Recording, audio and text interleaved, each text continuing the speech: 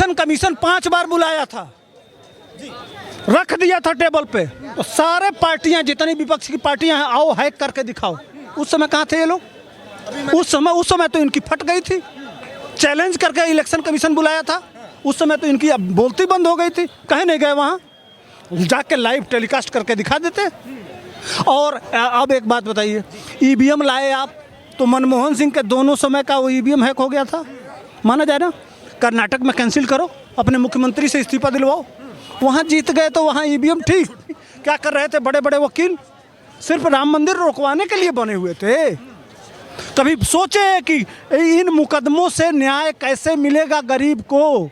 एक गरीब को एक अमीर आदमी पीट देता है और वह न्याय के लिए तरसता रहता है, वो बूढ़ा होते होते मर जाता है और ये आदमी न्याय यात्रा निकाल रहा है। शर्म से चुल्लू भर पानी में डूब के मर जाना चाहिए। मैंने कर्नाटक में बीजेपी जितवा दी, तेलंगाना में जितवा दी, यहाँ क्या बोलते हैं हिमाचल में जितवा दी, और इन 3 राज्यों में हरवा दी।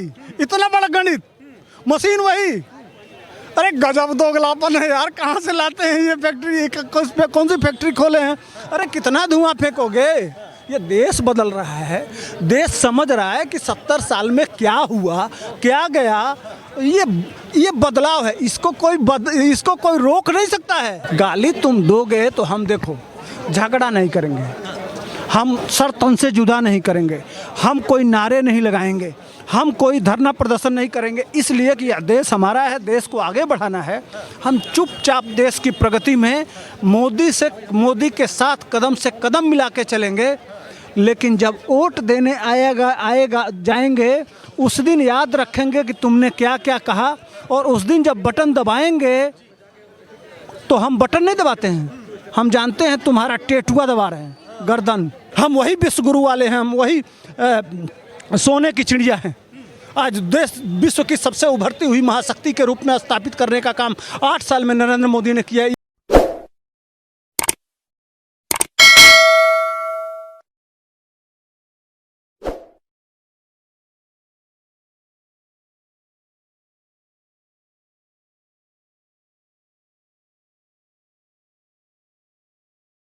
पांडे जी, बहुत स्वागत है आपका हमारे चैनल पे।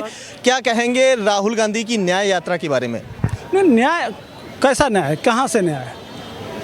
पहले वो न्याय दे लें 84 के सिख दंगे का, उसके पहले हिंदुओं की जो उनकी दादी जो गोली चलवाई थी संसद पे, उसका न्याय कर लें। उसके पहले जो उनके नाना, जिनको वो जवाहरलाल नेहरू, जो चीन को जो ज़मीन दे दी है, उसका न्याय कर लें। उसके बाद से वो न्याय यात्रा दें। यहाँ नरेंद्र मोदी की सरकार है और वो न्याय दे रही है। नरेंद्र मोदी की सरकार दे रही है? हाँ, तो क्यों नहीं दे रही है? नरेंद्र मोदी ने तो गरीबों को दाबा है, गरीबों को कुचला है, गरीबों के साथ केवल कांग्रेस पार्टी खड़ी दिखाई देती है, तो न्याय यात्रा की जरूरत पड़ी उन्हें? हाँ, आज तक तो वो एक ही नारा दिए थे, गरीबी मिटाएंगे। और उन गरीबों को 84 करोड़ लोगों को राशन कौन दे रहा है? उनके लिए आवास कौन दे रहा है? उनको शौचालय कौन दे रहा है? उनको उज्ज्वला योजना का गैस कौन दे रहा है? उनको आज न्याय की बात कर रहे हैं। ये न्याय यात्रा 70 साल से एक कानून था, इस समय 5 करोड़ मुकदमे पेंडिंग है कोर्ट में। अंग्रेजों की बनाई हुई आईपीसी, सीआरपीसी और एविडेंस एक्ट था। क्या कर रहे थे ये? क्या कर रहा था इनका कपिल सिब्बल? क्या कर रहा था अभिषेक मनु सिंघवी? क्या कर रहे थे बड़े बड़े वकील? सिर्फ राम मंदिर रोकवाने के लिए बने हुए थे।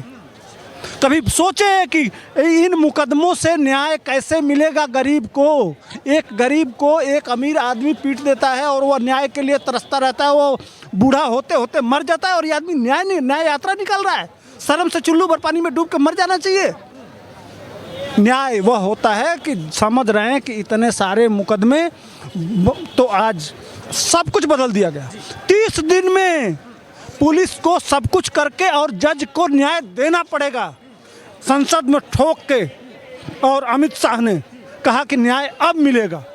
उसी के डर से कि अब जो बदलाव आने वाला है, गरीबों का हक जो मिलने वाला है, वह डर न्याय यात्रा के नाम पे निकाला जा रहा है। बीजेपी का डर राहुल गांधी के अंदर आ गया। और क्या, अब देखिएगा बदलाव। देश बदल रहा है भाई, देश में दुनिया में पहचान हो रहा है भारत का। देश बदल गया। हर चीज़, चाहे न्यायपालिका हो, चाहे सामाजिक स्तर हो, चाहे शैक्षणिक स्तर हो, किसमें बदलाव नहीं दिख रहा है? हर जगह बदलाव, चारों तरफ बदलाव बदलाव बदलाव। 8 साल में इन्होंने पूरे भारत को बदल के रख दिया और दुनिया के पैमाने पर ले जाके दिखा दिया कि भारत की शक्ति क्या है, भारत की पहचान क्या है, हम कौन लोग हैं। हम वही विश्व गुरु वाले हैं, हम वही सोने की चिड़िया हैं। आज देश विश्व की सबसे उभरती हुई महाशक्ति के रूप में स्थापित करने का काम 8 साल में नरेंद्र मोदी ने किया। ये इन्होंने क्या दिया? क्या यहाँ जहाँ खड़े हैं यहाँ माइक, यहाँ वो क्यों बंद है? दिखाइए जरा माइक, वहाँ खींचिए वो माइक। उसी माइक से निकलता था वो स्पीकर है ना, वो स्पीकर आज चौका बंद। सावधान, बैग मत छूइए, कोई सामान मत छूइए, बम हो सकता है, कृपया लावारिस वस्तु न छुएं। ट्रेन में, बस में, हर जगह वही चोंगा बोलता रहता था। आज बोल रहा है?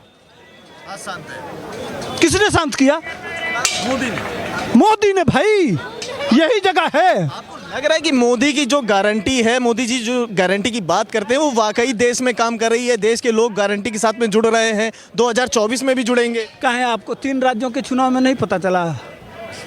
आपको विश्वास था? दिल पे बताइए कि छत्तीसगढ़ में आपको विश्वास था कि भाजपा जीतेगी? नहीं, विश्वास नहीं था ना। आपको विश्वास नहीं था, मुझे भी नहीं लग रहा था कि पूरे मीडिया, पूरा सब के चाणक्य पंडित, आंकड़े तो सारे पलट दिए बीजेपी ने। क्यों पलट दिया? गरीबों का विश्वास। छोड़ो यार, ईवीएम लाया किसने? यही कांग्रेस लाई। अगर इतनी सच्चाई है बीजेपी के अंदर, बीजेपी इतनी पाक साफ है, तो ईवीएम जांच करने के लिए क्यों नहीं देती है विपक्षी को पार्टियों? इलेक्शन कमीशन 5 बार बुलाया था, रख दिया था टेबल पे, तो सारे पार्टियां, जितनी विपक्ष की पार्टियां हैं, आओ हैक करके दिखाओ। उस समय कहाँ थे ये लोग? उस समय तो इनकी फट गई थी। चैलेंज करके इलेक्शन कमीशन बुलाया था, उस समय तो इनकी अब बोलती बंद हो गई थी। कहीं नहीं गए वहाँ, जाके लाइव टेलीकास्ट करके दिखा देते। और अब एक बात बताइए, ईवीएम लाए आप, तो मनमोहन सिंह के दोनों समय का वो ईवीएम हैक हो गया था, माना जाए ना। कर्नाटक में कैंसिल करो, अपने मुख्यमंत्री से इस्तीफा दिलवाओ, वहाँ जीत गए तो वहाँ ईवीएम ठीक। कुछ राज्य होते हैं वहाँ पे बीजेपी नहीं करती है ऐसा, लेकिन जहाँ पे देखती है चुनाव का माहौल है, बड़ा वोट है, तो वहाँ पे खुद अपनी सरकार बना लेती है। अच्छा, मैंने कर्नाटक में बीजेपी जितवा दी, तेलंगाना में जितवा दी, यहाँ क्या बोलते हैं हिमाचल में जितवा दी, और इन 3 राज्यों में हरवा दी। इतना बड़ा गणित, मशीन वही। अरे गजब दोगलापन है यार, कहाँ से लाते हैं ये फैक्ट्री? कौन सी फैक्ट्री खोले हैं? अरे कितना धुआं फेंकोगे? ये देश बदल रहा है, देश समझ रहा है कि 70 साल में क्या हुआ, क्या गया। ये बदलाव है, इसको कोई रोक नहीं सकता है। यह बढ़ती हुई बयार है। यह भारत का रात बीत गया। दरअसल जो लोग आए थे शासन सत्ता में, वह सारे लोग पश्चिम से पढ़ के आए थे। जवाहरलाल नेहरू ब्रिटेन में पढ़े थे। हर यूनिवर्सिटी के हर गेट पे इनके लिए क्या लगा रहता था? गाड़ी। इनका पेरिस से कपड़ा धुलता था, लंदन से इनके बाह में लड़कियां घूमती थी। तो यह समझते थे कि सिर्फ पश्चिम का जो ज्ञान है उसी से भारत का विकास हो सकता है। लेकिन मोदी ने कहा कि नहीं, असली विकास की तराजू है हमारा सनातन धर्म, हमारी संस्कृति, भारतीयता, भारत की पहचान, कि सर्वे भवन्ति सुखिनः सर्वे सन्तु निराभया सर्वे भद्राणि पश्यन्तु मा कश्चित् दुःख भाग् भवेत्। यह है अयम निजः परोवेति गणना लघुचेतसाम उदार चरितानाम वसुधैव कुटुम्बकम। आपने सनातन की बात करी, सनातन को ही टारगेट कर रहे हैं विपक्षी नेता। कुछ नेता देखे जाते हैं, सनातन को कभी वो कुष्ठ रोग बता देते हैं, सनातन को कभी डेंगू मलेरिया बता देते हैं। अब सनातन को लेके एक जो बात हो रही है, वो राहुल गांधी कह रहे हैं कि एक राजनीति का मुद्दा बना दिया है मंदिर को इन्होंने। मंदिर राजनीति का मुद्दा नहीं है, मंदिर अलग चीज़ है, लेकिन बीजेपी राजनीति करके वोट ले रही है मंदिर के नाम पे। अच्छा, फेसबुक का जो फाउंडर है वो आया था नीम करोली बाबा के पास, ठीक ना।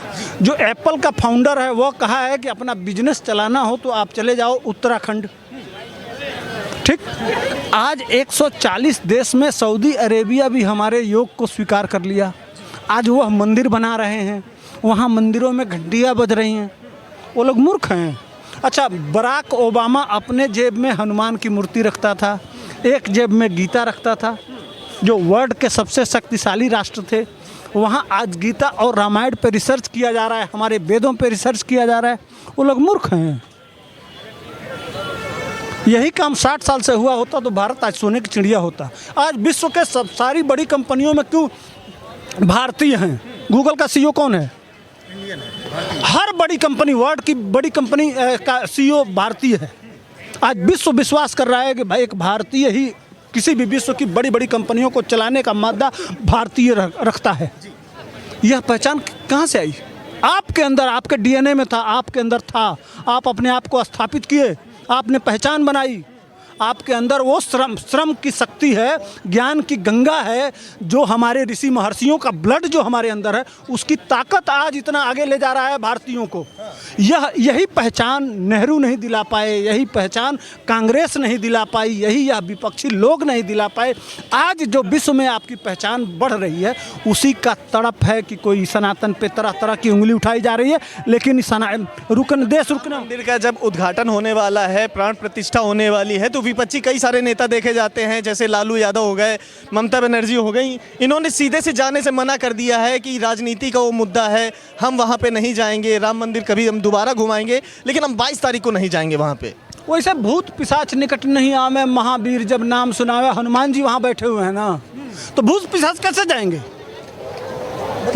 भूत पिशाच ये ममता बनर्जी, राहुल, लालू क्या भैया? उस समय भी राक्षस जाते थे हड्डी डालने के लिए, जब यज्ञ होता था तो राक्षस वहां जाएंगे, जल के भस्म नहीं हो जाएंगे? क्या बात करते हैं?